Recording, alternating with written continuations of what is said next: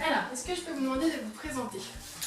Oui, alors je m'appelle Elisabeth Monguien, je suis architecte depuis 6 ans maintenant et au début de mon activité, je suis passée par la CSDL, notamment pour avoir un prêt à taux zéro et j'ai été suivie par Rebecca Ngali pendant 3 ans.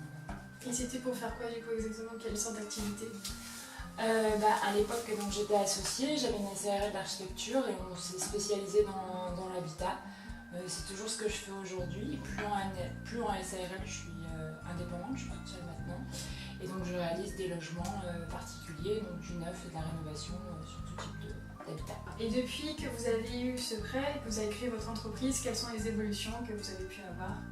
J'ai eu plusieurs publications dans le cadre de magazines d'architecture, des journaux d'architecture.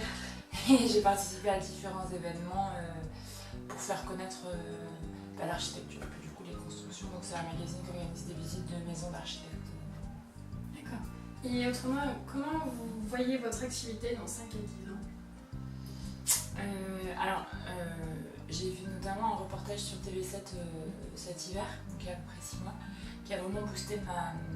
Donc c'est un reportage qui est fait entre TV7 et l'Ordre des architectes, 308 à Bordeaux. Et donc ça sur un habitat atypique, puisque c'est un habitat sur une péniche en fait, au bassin à flot. Et ça a vraiment boosté mon activité. Donc là aujourd'hui, je suis vraiment beaucoup plus démarchée. Donc je pense pas plus pouvoir rester toute seule et je vais être obligée d'embaucher a priori.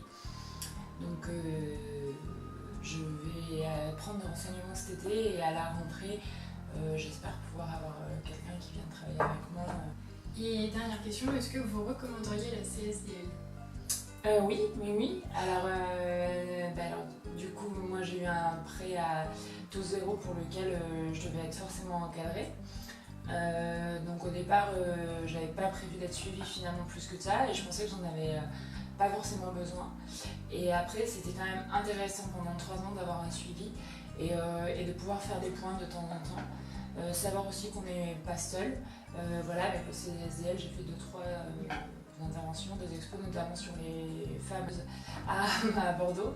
Et ça permet de sortir un peu de sa coquille. C'est peut-être un conseil aussi pour les nouveaux entrepreneurs. C'est que ça fait du bien il faut prendre du temps pour soi et du temps pour dézoomer de son activité et regarder autour. Prendre du recul. Très bien. Je vous remercie.